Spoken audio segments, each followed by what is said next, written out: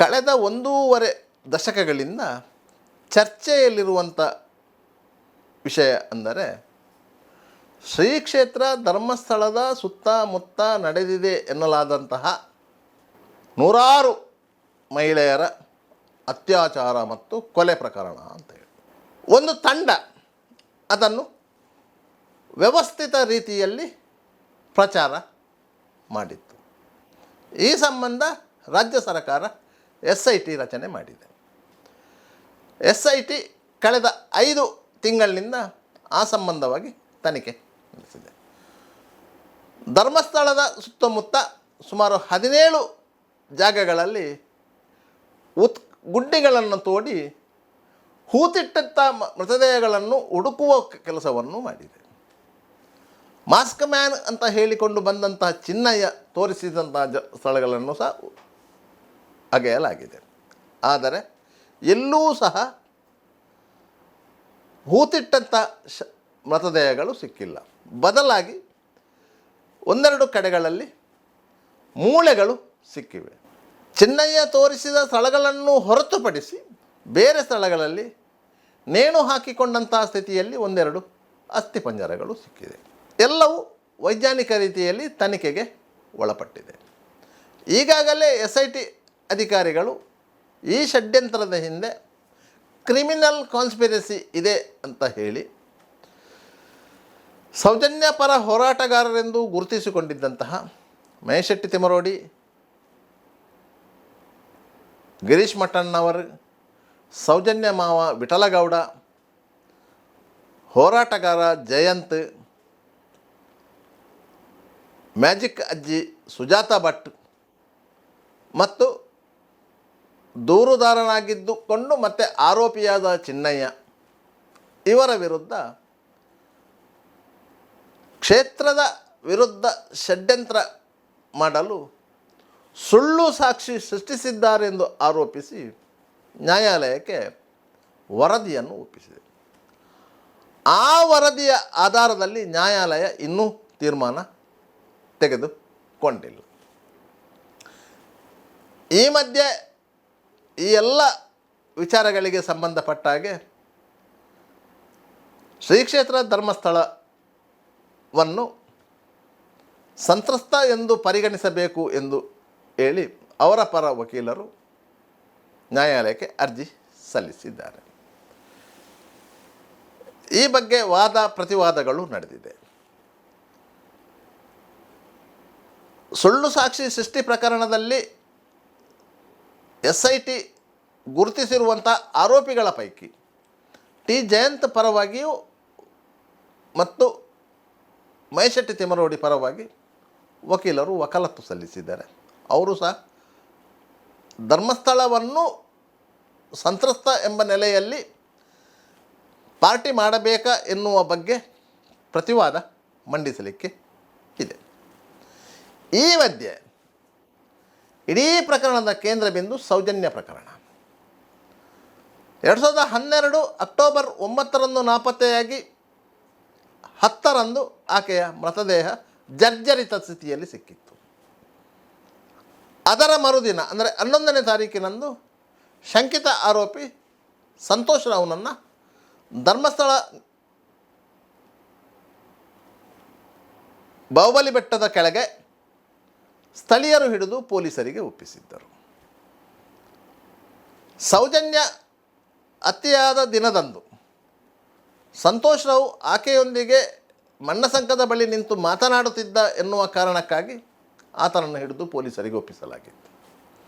ಪೊಲೀಸರ ವಿಚಾರಣೆ ಸಂದರ್ಭದಲ್ಲಿ ಸಂತೋಷ್ ರಾವ್ ತಾನು ಮಾಡಿದಂತಹ ಕೃತ್ಯವನ್ನು ಒಪ್ಪಿಕೊಂಡಿದ್ದ. ಆತನ ಮೈ ಮೇಲಿದ್ದ ಗಾಯಗಳು ಅದನ್ನು ಪುಷ್ಟೀಕರಿಸಿದ್ದವು. ಈ ಪ್ರಕರಣ COD ತನಿಖೆಗೆ ಒಳಪಟ್ಟಿತ್ತು. ತದನಂತರ CBI ತನಿಖೆಗೆ ಒಳಪಟ್ಟಿತ್ತು. 3 ತನಿಖೆಗಳಲ್ಲಿ ಸಂತೋಷ್ ರಾವೇ ಆರೋಪಿಯಾಗಿದ್ದ. ಪ್ರಕರಣದ ವಿಚಾರಣೆ CBI ನ್ಯಾಯಾಲಯದಲ್ಲಿ ನಡೆಯಿತು. 2023 ಜೂನ್ 16ರಂದು ಸಂತೋಷ್ ರಾವ್ನನ್ನು ಸಾಕ್ಷ್ಯಾಧಾರಗಳ ಕೊರತೆಯಿಂದ ನ್ಯಾಯಾಲಯ ಬಿಡುಗಡೆಗೊಳಿಸಿತ್ತು. ಅದರ ಮೇಲೆ CBI ರಾಜ್ಯ ಹೈಕೋರ್ಟ್ನ ವಿಭಾಗೀಯ ಪೀಠಕ್ಕೆ ಅಪೀಲ್ ಮಾಡಿತ್ತು. ಈ ಸಂದರ್ಭದಲ್ಲಿ ಸಂತೋಷ್ ರಾವ್ ಸಹ ಒಂದು ರಿಟ್ ಪಿಟಿಷನ್ ಹಾಕಿದ್ದ.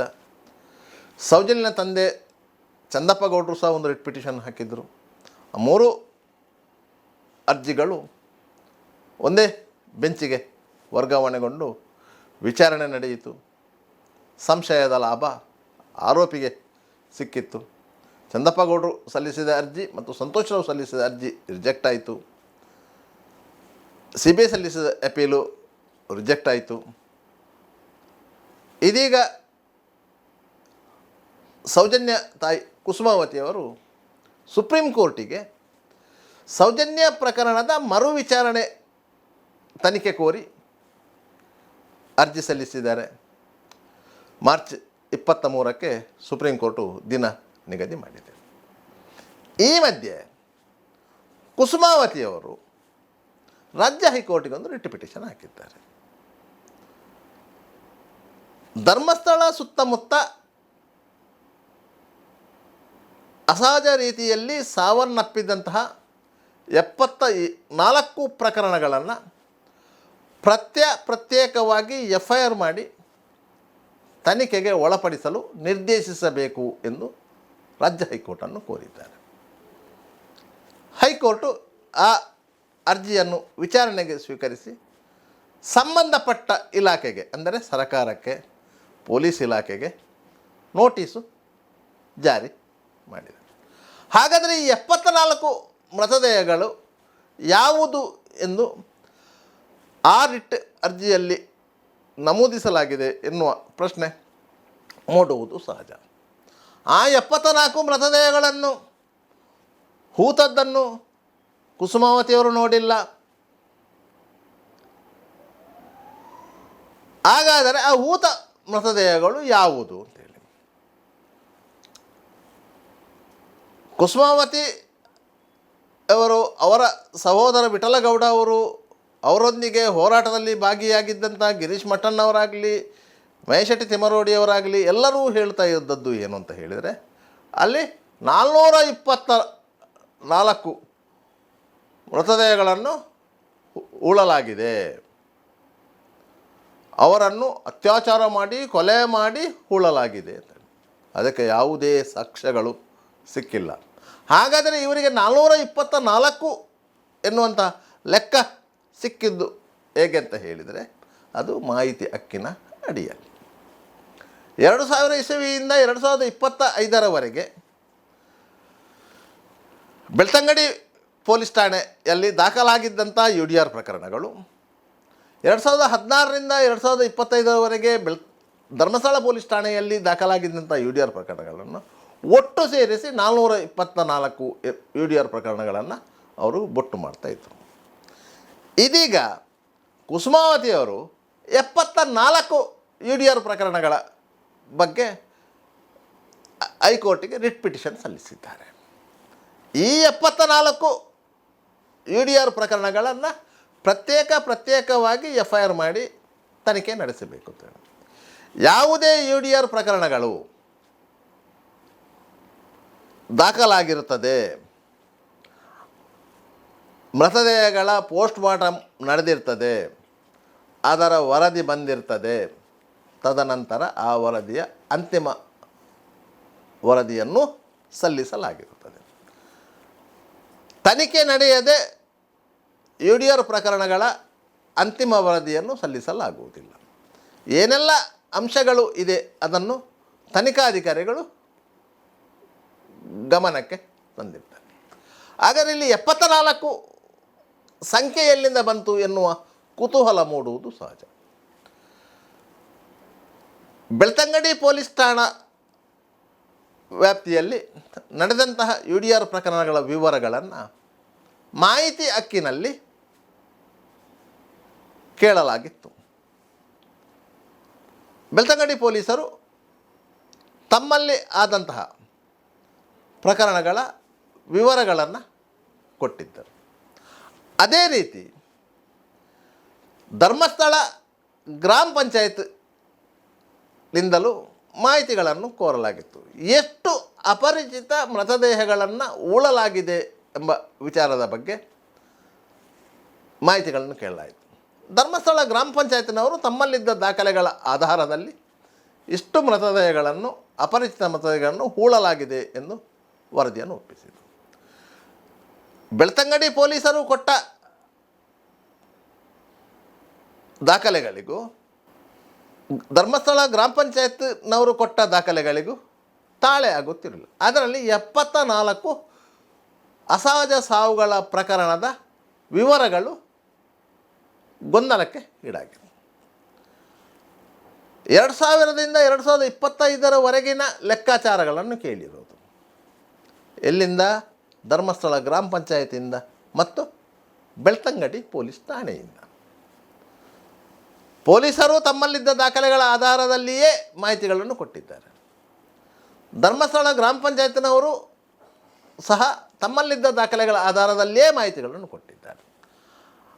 ಪೊಲೀಸ್ ಠಾಣೆಯಲ್ಲಿ ಮತ್ತು ಪಂಚಾಯತ್ನಲ್ಲಿ ದಾಖಲೆ ಇದೆ ಎನ್ನುವುದಾದರೆ ಅದು ದಾಖಲಿತವಾದಂತಹ ಪ್ರಕರಣಗಳು, ಅದರಲ್ಲಿ ಸಂಶಯಗಳು ಇರಲಿಕ್ಕೆ ಸಾಧ್ಯ ಇಲ್ಲ.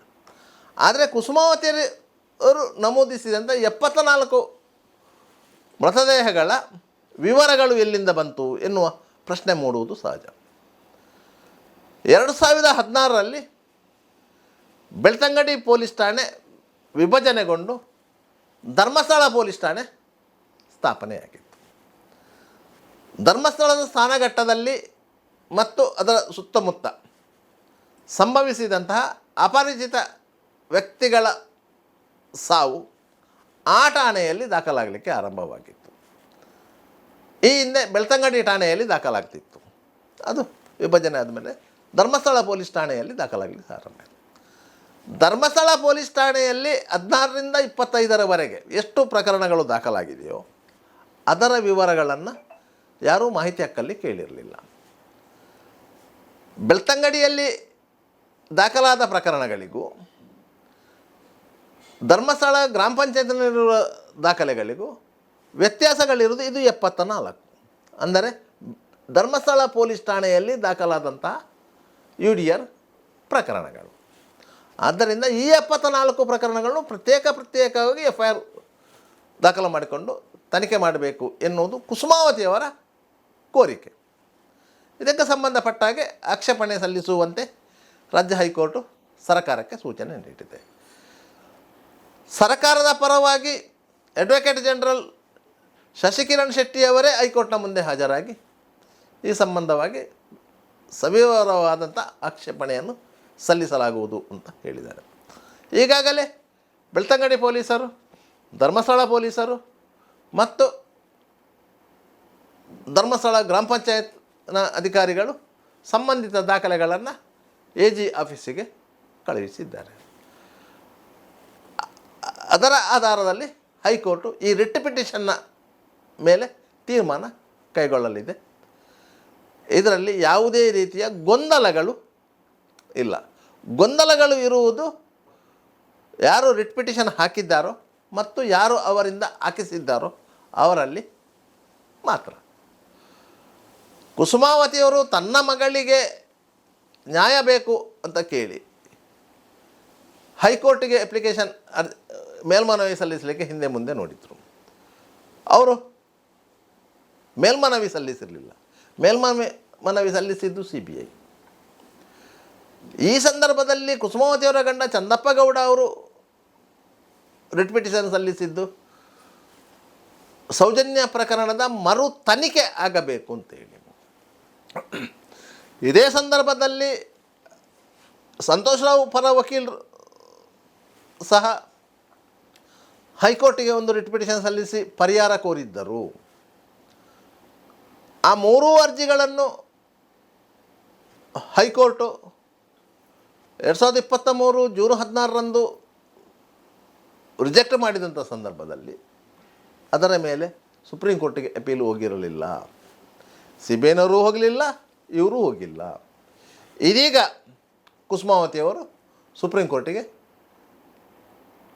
ಅಪೀಲು ಹೋಗಿದ್ದಾರೆ. ಅಪೀಲು ಅರ್ಜಿಯನ್ನು ಸಲ್ಲಿಸಿದ ಸಂದರ್ಭದಲ್ಲಿಯೂ ತಾಂತ್ರಿಕ ತೊಡಕುಗಳು ಉಂಟಾಗಿತ್ತು. ಯಾಕಂತ ಹೇಳಿದರೆ ಸೌಜನ್ಯ ಪ್ರಕರಣದಲ್ಲಿ 2 FIR ದಾಖಲಾಗಿತ್ತು. ಒಂದು ಕ್ರೈಮ್ ನಂಬರ್ 250/12, ಅದು ಧರ್ಮಸ್ಥಳ ಪೊಲೀಸ್ ಠಾಣೆಯಲ್ಲಿ ದಾಖಲಾದಂತಹ ಮೂಲ FIR. 2014ರಲ್ಲಿ ಈ ಪ್ರಕರಣ CBIಗೆ ಹಸ್ತಾಂತರವಾದಾಗ CBIನವರು ಒಂದು FIR ದಾಖಲಿಸಿಕೊಂಡಿದ್ದಾರೆ. ಆ FIR CBI ನ್ಯಾಯಾಲಯಕ್ಕೆ ಸಲ್ಲಿಕೆಯಾಗಿದೆ. ಆ FIRನ ಮೇಲೆ CBI ಅಧಿಕಾರಿಗಳು ತನಿಖೆ ನಡೆಸಿದಂಥ ಸಂದರ್ಭದಲ್ಲಿ ಮೂಲ FIR ಮತ್ತು ಇದರ ತನಿಖೆಯನ್ನು ಮುಂದುವರಿಸಿಕೊಂಡು ಹೋಗಿ ಅವರು ಅಂತಿಮವಾಗಿ ಆರೋಪ ಪಟ್ಟಿ ಸಲ್ಲಿಸಿದ್ರು. ಆ ಆರೋಪ ಪಟ್ಟಿಯ ಮೇಲೆ ಸಂತೋಷನವರ ಮೇಲೆ ವಿಚಾರಣೆ ನಡೆದದ್ದು. ಕುಸುಮಾವತಿಯವರು ಸುಪ್ರೀಂ ಕೋರ್ಟಿಗೆ ಅಪೀಲ್ ಸಲ್ಲಿಸಿದ ಸಂದರ್ಭದಲ್ಲಿ ಯಾವುದು ಚಂದಪ್ಪ ಗೌಡರು ಸಲ್ಲಿಸಿದಂತಹ ಮರು ತನಿಖೆಯ ಅರ್ಜಿ ರಿಜೆಕ್ಟ್ ಆದ ಮೇಲೆ ಅವರ ಪತ್ನಿಯಾಗಿ ಅವರು ತೀರಿಕೊಂಡ ನಂತರ ಕುಸುಮಾವತಿಯವರು ಇತ್ತೀಚೆಗೆ ಮೇಲ್ಮನ ಅರ್ಜಿ ಸಲ್ಲಿಸಿದ್ದು.